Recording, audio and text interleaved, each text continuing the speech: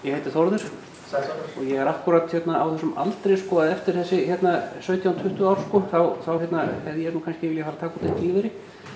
En sko í hverju fjöndan má ég sko að fjárfesta í staðinn sko. Í hverju ætti að fjárfesta í staðinn? Já. Já. Menna sko, ég náttúrulega bara beinilins að henda peningum sko með þetta sko. Er ekki rétt skilja þannig sko, þeir koma ekki með eiga fyrir skuldbindingum eftir 20 ár? Já, það sko það sem að, ef við horfum á kerfið eins og í dag, samkvæmt sko þessum lögum skyldutryggingu lífeyrisréttinda, þá sjóðameiningis heimilt að fjárfesta erlendis í 50% og svo 50% innlendumarkaði. Það þarf bara að breyta þessum hlutfalli myndi segja allavega upp í 80% erlendis og mun minna hérna. Lífeyrissjóðir hafa allt og mikið þenslu hvetjandi áhrif á innlenda markaði út af þessu gríðarlega fjármagni sem hérna til. Og ég held að ein lausn væri að fjárfesta meira erlendis. Það eru ákveðin verðtrygging í því vegna þess að fylgja þá gjaldeyrissveiflum og verðlagi. Ég held að það sé svona ein leiðin. Ég held líka að sé mikið atriði að sko vera ekki ég held sé líka mjög mikið atriði að sko jafna öll réttindi. Við erum með alla þessa sjóði, það er ekki einn einasti sjóður með sko sambærileg réttindi, sumir með hærri örorkubyrði. Þetta er rauninni eftir 1997 þegar iðgjaldið verður lögbundið, þá verður þetta bara skattur og það ætti rauninni bara saman alla þessa sjóði og jafna öll réttindi af því að það er ekki sanngjarnt að ég fái kannski eitthvað meiri lífeyri heldur en þú. Af því að við erum skyldaðir til þess að borga í síngul lífeyrissjóði og við hefum ekkert það að segja hverju stýrum. Þetta er bara spurning sko heppni, hvort við sem heppni með forstjóra eða stjórnir. Og það er ekki eitthvað sem og þegar þetta er skattur þá er þetta ekki eitthvað með rétt að leiða. Vonandi svara þetta spurninga. Það er brjálega saman sem báðum orðið. Ég held að þú hefur verið næst fljótust. Já. Já, og þetta og ég ætlaði að spyrja, þú varst þarna í Karphúsinu þegar þú voru að gera kjarasamninga. Nú kom fram út af þessari eingreiðslu, kom fram í fréttum hjá Stöð 2 að það sem þú kemur í vasann hjá launafólki, það er einhver 5.000 skall. Ekki þess að 50. Nei, eingreiðsla var samþykkt, ég er bara nýbúinn að lesa yfir samninginn, ég hef ekki verið í Karphúsinu, alla þessar nætur og dagar sem hafa farið í að semja þennan ófögnuð sem við erum að fá í hendurnar núna. En eingreiðslan er 50.000 og svo eitthvað 15 skall og þeir eru búin að semja um að fá að dreifa þessu þannig að þetta fari ekki mjög illa í fyrirtækin.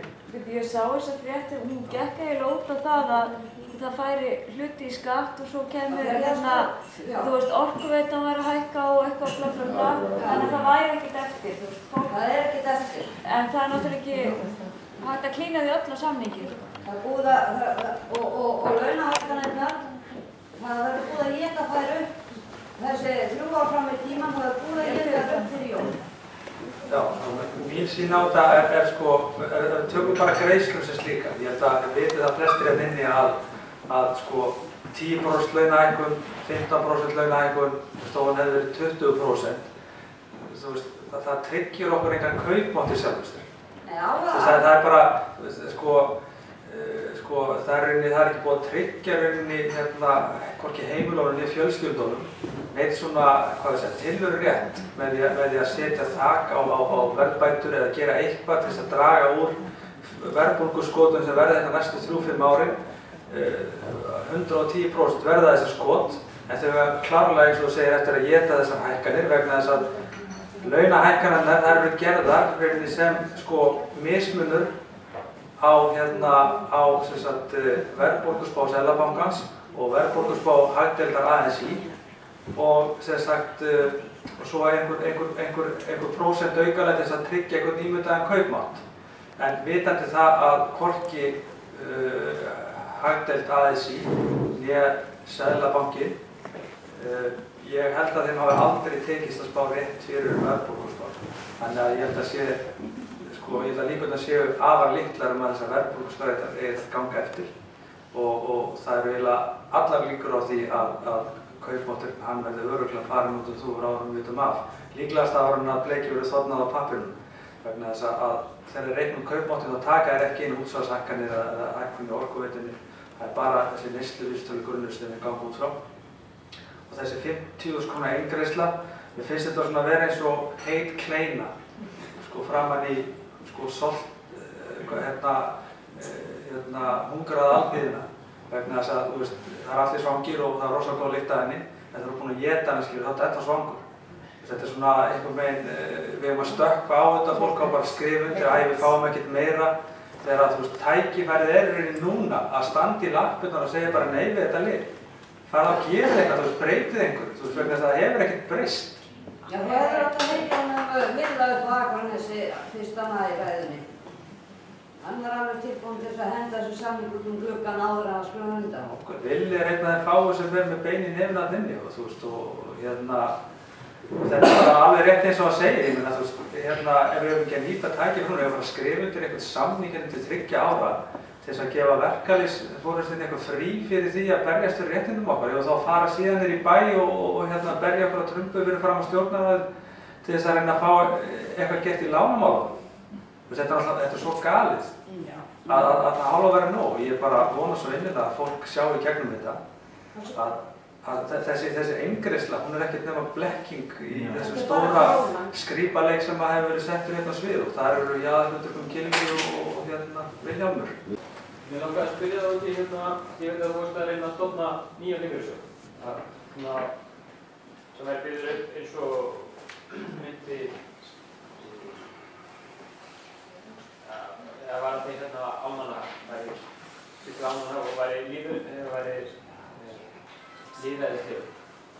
Og mér skilst að helsta hindrunin hafi bara verið að finna fjármálastofnun sem myndi hýsa eða Vesturvík sem væri skilið.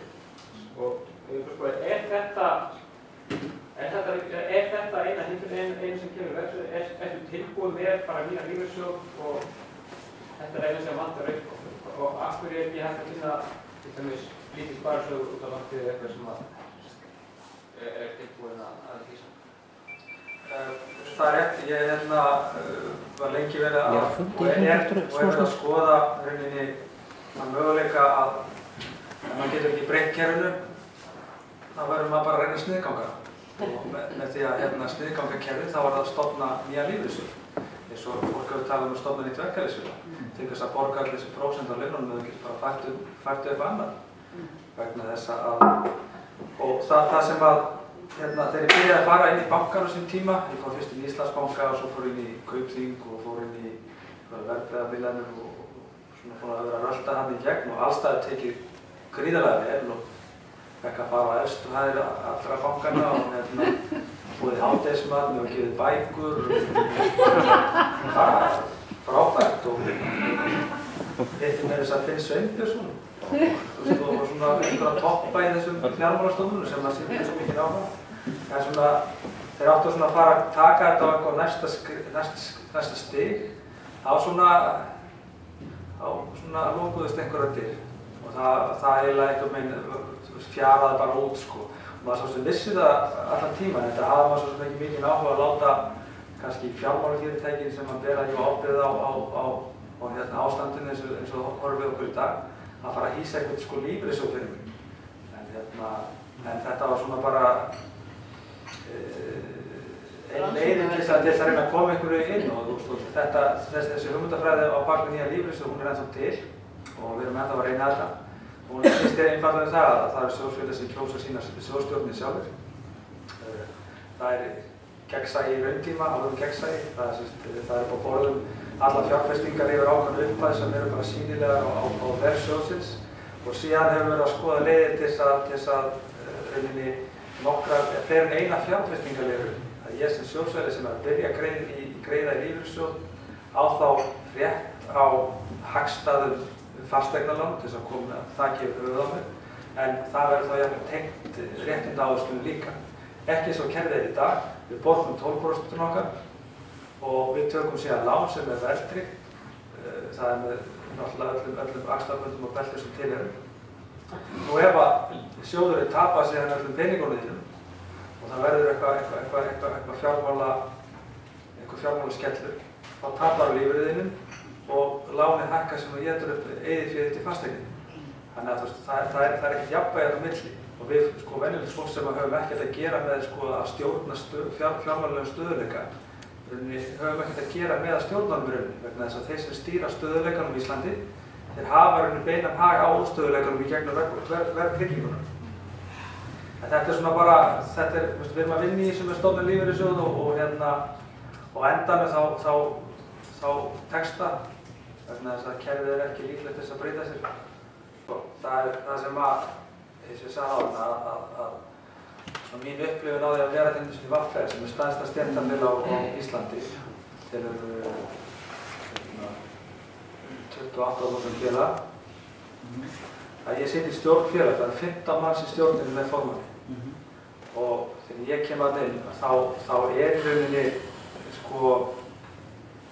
það fullt af góð fólki allstaðar, bæði inn á skrifstofu félagsins og stjórnum sem vilja vel. En það er einhvern veginn nær aldrei út fyrir að vilja vel. Þetta er eins og þegar ég er kannski að beita mig fyrir því að eins og sínum tíma þegar ég reyndi að fá stjórnum til þess að samþykkja álykta eða samþykkja stuðning við kröfur hagsmunasamtök heimila. Ég var einfaldlega að hafna. Það var alveg sammála mér. Nema það sést að þetta er ekki það sem að Alþýðusambandið vill. Það er búið að leggja ákveðnar línur. Það fer í forystuna og stéttarfélaginu og það fer síðan yfir í stjórnina. En þeir sem að þetta er jáfólkið í kringum hirðina sem kemur í veg fyrir það kemur ekki skapaða hlutur frá félaginu með einhverjum sjálfstæðum hætti. Það er alltaf beðið eftir hvað Gylfi segir, þeir leggja línurnar, stéttarfélagin koma svo bara með þetta. Samtryggingin í þessu apparat er svo mikil að það er ekki nokkuð leið fyrir venjulegt fólk með einhverjum hugsjónir að breyta einhverja vinnu nema að hafa þá meirihluta í félaginu eða eitthvað slíkt sem er líka nánast óvinnandi vegur.